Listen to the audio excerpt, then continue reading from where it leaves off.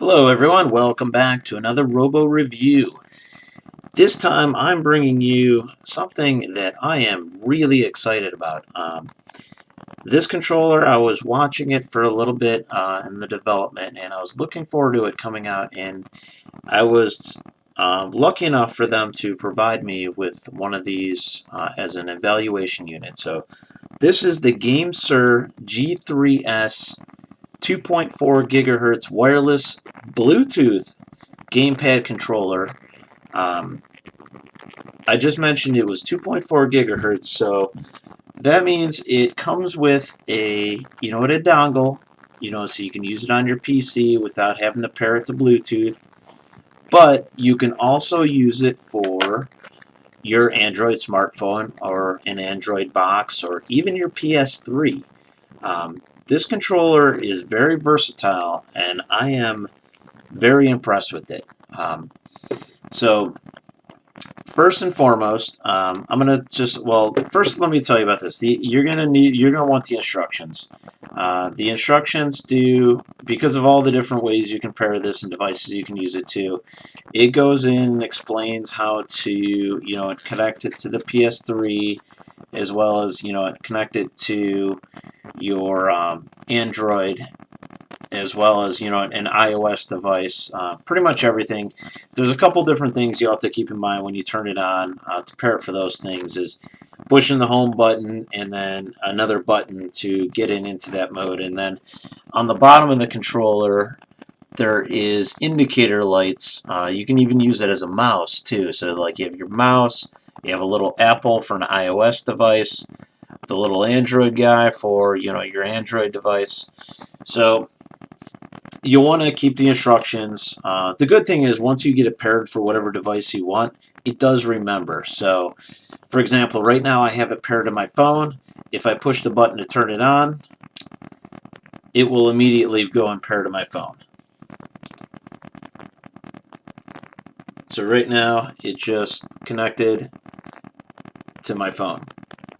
So let's get into the controller a little bit. I'm a big sucker. I love when the buttons light up, and this one is your Y, X, Y, A, B. They're all lit up. Even under the controllers themselves, they kind of glow red a little bit. So for that appeal alone, I like that. And supposedly, I haven't taken this thing from full charge down to nothing, but it's got about an 18 hours battery charge. So this isn't going to be like your PS4 controller that you need two of them because they die in 4 hours, 5 hours. You can easily get through the day unless you're playing for 18 hours straight, which God help you if you are at that point. But hey, I've done it before, and you might need to plug it in if you go any longer than 18 hours, but you've been warned. So anyhow, to show you the controller, it looks very similar to a PS4 controller. Now the PS4 controller is pretty much well known as the best controller that is currently out there for any gaming system. Sorry Xbox fans, the PS4 controller blows it out of the water. Anyhow, with that in mind, this thing is modeled after the PS4 controller. As you see, the two thumbsticks are down towards the bottom. You have your 4 buttons up here. Your sticks click just like they do on the PS4. And I just somehow launched Clash of Clans when I pushed those buttons. So we're going to close out of that. Again, like I said, it's paired to my phone. The triggers, both exactly the same as the PS4, and your R1 and L1, very similar.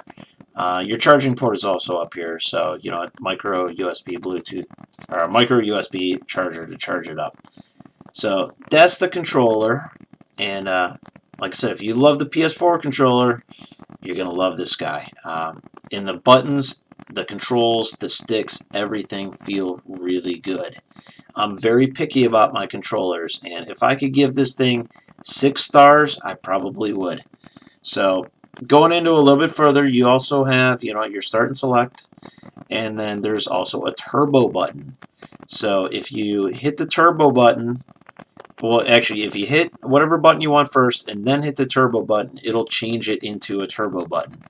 Same thing if you want to take the turbo button off, you hit the X button, and then you hit the clear button, it will clear the turbo. So I know this is getting kind of long-winded right now, so I'm going to try to speed it up here. It also comes with a connector for your phone where you can actually, you don't even have to buy one of these separate. It comes right on here, and if you don't want to use it all the time, it comes off. So all you got to do to put it on is just clip it on like that, and then you can mount your phone. And this guy flips down here. You can easily mount your phone and use your phone as a game system. So awesome, especially for emulators.